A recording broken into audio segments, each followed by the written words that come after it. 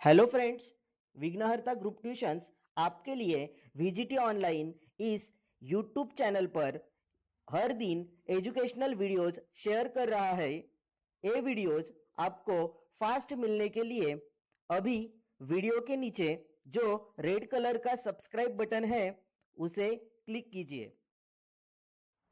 तो फ्रेंड्स, पिछले वीडियो के माध्यम से हमने साइंस का फर्स्ट लेसन शुरू किया था, लॉज ऑफ मोशन। उस लेसन का हमने मोशन के बारे में पढ़ा था और डिस्टेंस एंड डिस्प्लेसमेंट के बारे में पढ़ा था।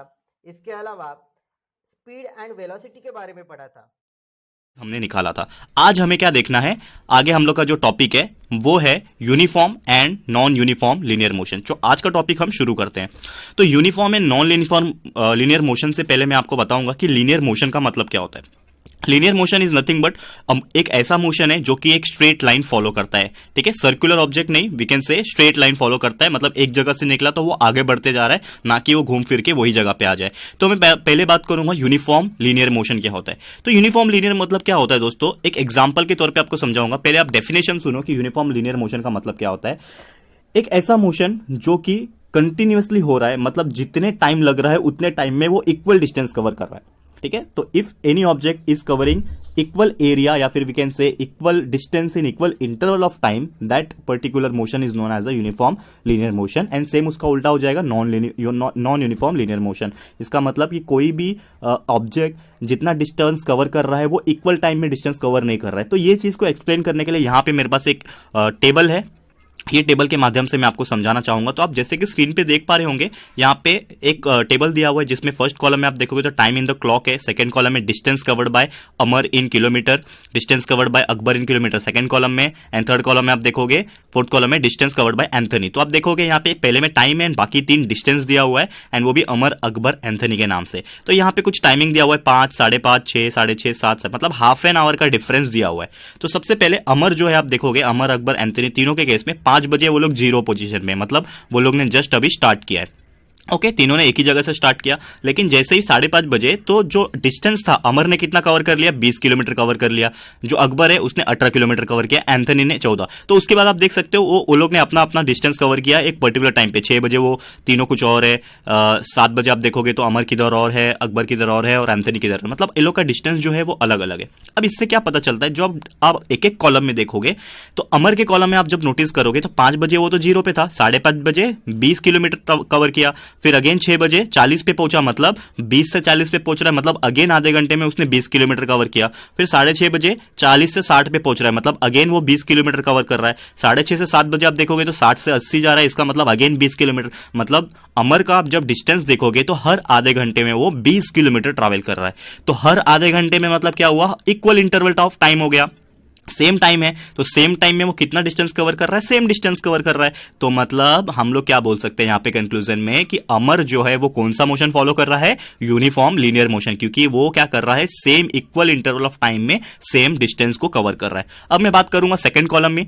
ठीक है, तो पहले में आप देखोगे जो अकबर है 0 पे है, 5:30 बजे वो 18 किलोमीटर पे जाता है, फिर अगेन आधे घंटे में फिर से 18 किलोमीटर जाता है, और फिर उसके बाद का जो आधा घंटा है उसके बाद देखोगे आप स्क्रीन पे आप देख पाओगे कि वो जो है 18 से लेके 36 तक पहुंचा। 18 हुआ, लेकिन 36 से जब वो 42 पे पहुंचा तो सिर्फ कितना हो रहा है, 6 हो रहा है। इसका मतलब क्या हो रहा है, वो यूनिफॉर्म जो डिस्टेंस है वो कवर नहीं कर रहा है। पहले 18 किया, फिर 4 किया, फिर उसके बाद आप देखोगे यहाँ पे कि 42 से 70 फिर से 18 हो रहा है। इसका मतलब वो अलग अलग डिस्टेंस कवर कर रहा है आधे घंटे में। तो हम लोग क्या बोल सकते हैं, यहाँ पे टाइमिंग तो सेम है, यहाँ पे uniform equal interval of time तो है, लेकिन डिस्टेंस जो है उसका वो यूनिफॉर्म नहीं है। इसका मतलब क्या हो गया, अकबर जो है he does not cover equal distance in equal interval of time. इसका मतलब ये क्या हो गया, कौन सा मोशन आ जाएगा, ये नॉन यूनिफॉर्म लीनियर मोशन। ठीक है दोस्तों, ये दो चीज आपको समझ में आ गया। पहला कॉलम जो अमर था वो यूनिफॉर्म लीनियर मोशन फॉलो कर रहा है, एंड जो अकबर था वो non uniform linear motion follow कर रहा है। अब आपको तीसरा, आपके लिए ये होमवर्क है मेरे लिए, जो distance covered by Anthony in kilometre जो लिखा है वो यूनिफॉर्म कर रहा है कि non uniform linear motion travel कर रहा है, ये आपको मुझे कमेंट करके बताना। आप खुद चेक करो, अपना नोटबुक पेंसिल निकाल लो एंड खुद एक बार चेक करके मुझे बताओ कि ये यूनिफॉर्म कर रहा है कि नॉन यूनिफॉर्म कर रहा है। फटाफट से मुझे आंसर कमेंट बॉक्स में मुझे दे देना दोस्तों। ठीक है, तो आगे बढ़ते हैं हमारे टॉपिक की तरफ। तो टॉपिक का नाम आप देखोगे एक्सेलरेशन। अब एक्सेलरेशन का मतलब क्या होता है यहाँ पे, आपने सुना होगा एक्सेलरेटर, ये वर्ड सुना होगा, ठीक है। बहुत सारे आजकल जो लोग हैं, स्टूडेंट्स भी है, तो आप लोग को बाइक का शौक होगा या फिर स्कूटर चलाते होंगे, स्कूटी जिसको बोलते हैं हम लोग, वो चलाते होंगे। तो आपने देखा होगा यहाँ पे राइट हैंड साइड में एक एक्सेलरेटर होता है, जिसको आप जब खींचते हो जोर से अपने साइड घुमाते हो तो क्या होता है, गाड़ी बहुत तेजी से आगे बढ़ती है। इसका मतलब क्या होता है कि आप क्या कर रहे हो, गाड़ी का स्पीड को बढ़ा रहे हो। तो एक्सेलरेटर से सिर्फ एक क्वेश्चन ये आता है कि एक्सेलरेटर का मतलब सिर्फ गाड़ी का स्पीड बढ़ाना होता है क्या? आप कम भी तो कर सकते हो, ठीक है। हाँ जी हाँ, आप ब्रेक अप्लाई करते हो कम करने के लिए, लेकिन आप जब नोटिस करोगे, जब आप एक्सेलरेटर एकदम जोर से खींचते हो तो वो स्पीड एकदम बढ़ती है, लेकिन आप उसको जब उल्टे डायरेक्शन में वापस मूव करते हो तो धीरे धीरे आपकी जो स्पीड है फिर से कम होने लगती है। तो इन शॉर्ट में क्या बोल सकता हूं कि जो आपका एक्सेलरेशन होता है या फिर एक्सेलरेटर होता है, वो क्या करता है, आपका जो वेलोसिटी है उसको चेंज करता है, मतलब चेंज इन वेलोसिटी, ठीक है। हम बोल सकते हैं कि जो आपका एक्सेलरेशन है, it is nothing but the change in velocity. तो उसका फॉर्मूला भी आप देख पाओगे, एक मैं आपको डेफिनेशन भी यहाँ पे डिस्प्ले करवा रहा हूँ एक्सेलरेशन का। The rate of change of velocity is called acceleration, ठीक है। याद रहेगा आपको, बहुत ही ईजी फॉर्मूला है इसका, बहुत ईजी डेफिनेशन भी है, एग्जाम में पूछता है। तो क्या हो जाएगा एक्सेलरेशन का definition, the rate of change of velocity is called acceleration. और वही मैं आपको फॉर्मूला यहाँ पे आप दिखाऊंगा मैं यहाँ पे। तो acceleration is equal to change in velocity upon time, क्योंकि फॉर्मूला क्या था, rate of change of velocity. तो रेट क्या होता है, टाइम के अकॉर्डिंग होता है, टाइम से डिवाइड कर दो तो change in velocity upon time हो गया, ये आपका हो गया एक्सेलरेशन, ठीक है। तो आपको एक्सेलरेशन का मतलब तो समझ में आ गया। अब एक और चीज है कि चेंज इन वेलोसिटी का मतलब क्या हो जाएगा, आपका फाइनल वेलोसिटी जो होता है और इनिशियल वेलोसिटी दोनों का क्या हो जाता है, डिफरेंस हो जाता है, ठीक है ना। तो आपका जितना फाइनल वेलोसिटी होता है, मतलब जितना स्पीड आप मैक्सिमम जा सकते हो, और या फिर आपका जो जितना मिनिमम स्पीड रहता है, वो दोनों का अगर मैं सब्ट्रैक्ट कर दूं, माइनस कर दूं, तो आपको क्या मिल जाएगा, चेंज इन वेलोसिटी, कितना चेंज हुआ वेलोसिटी वो पता चल जाएगा। तो मैं फाइनल वेलोसिटी को यहाँ पे मैंने माना है v, ठीक है। आप देख सकते हो यहाँ पे फाइनल वेलोसिटी को मैंने v माना है, इनिशियल वेलोसिटी को u माना है, तो v माइनस g हो जाएगा, फाइनल माइनस इनिशियल, और नीचे टाइम को मैंने t माना है। तो फाइनली जो हमारा इक्वेशन बनेगा, आप देख पा रहे हो स्क्रीन पे, तो इक्वेशन जो आया हमारा एक्सेलरेशन का जो फॉर्मूला आया, क्या आया, a is equal to v minus u upon T, that is the final velocity minus initial velocity upon time. ये फॉर्मूला आपको लर्न करना है, और हमेशा आपको पूछेगा एग्जाम में कि फाइंड आउट द एक्सेलरेशन, किसी न्यूमेरिकल में पूछ सकता है, किसी like definition point of view पूछ सकता है, फॉर्मूला पॉइंट ऑफ व्यू पूछ सकता है। तो आपको ये याद रखना है।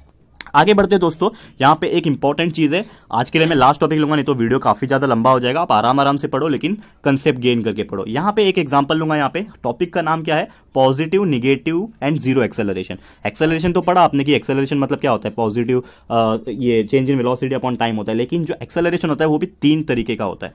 अब यहाँ पे मैं बताऊंगा 3 तरीके का, मतलब पहला होता है पॉजिटिव। तो पॉजिटिव का सिंपल मीनिंग क्या हो जाएगा कि अगर कोई भी वेलोसिटी ऑब्जेक्ट का, कोई भी वेलोसिटी ऑब्जेक्ट का क्या हो रहा है, इंक्रीज हो रहा है, ठीक है। वेलोसिटी क्या हो रहा है, इंक्रीज हो रहा है, तो वो एक्सेलरेशन को हम क्या बोलेंगे, पॉजिटिव एक्सेलरेशन। मतलब आप गाड़ी चला रहे हो, आपने गाड़ी का स्पीड, आप 10 के स्पीड पे थे, आपने अचानक से उसको 20-30 पे चले गए, आप 50 के स्पीड पे चले गए, मतलब आपका जो एक्सेलरेशन है वो क्या हो रहा है, इंक्रीज हो रहा है। तो आप कौन से डायरेक्शन में जा रहे हो, पॉजिटिव डायरेक्शन में जा रहे हो ऑब्वियसली, मतलब आपका जो स्पीड है वो पॉजिटिव डायरेक्शन में जा रहा है। तो इसका मतलब ये जो एक्सेलरेशन हुआ वो कौन सा हुआ, पॉजिटिव एक्सेलरेशन, ठीक है। वही अगर मैं बात करूं नेगेटिव एक्सेलरेशन की, तो आप देखोगे यहां पे क्या होता है, when the velocity of an object decreases with time, मतलब आपका जो वेलोसिटी जो है आपका जब टाइम के हिसाब से डिक्रीज होता है। इसका मतलब क्या हुआ कि आप सोचो गाड़ी जब चलाते हो आप, तो आप बहुत ज्यादा स्पीड पे हो, फॉर एग्जांपल आप 70-80 की स्पीड से चला रहे हो, लेकिन जैसे ही आपने एक्सेलरेशन को ढीला छोड़ दिया या फिर उल्टा डायरेक्शन में मूव करने लगे, तो आपका जो वेलोसिटी होता है गाड़ी का वो क्या हो जाता है, डिक्रीज होने लगता है, कम होने लगता है,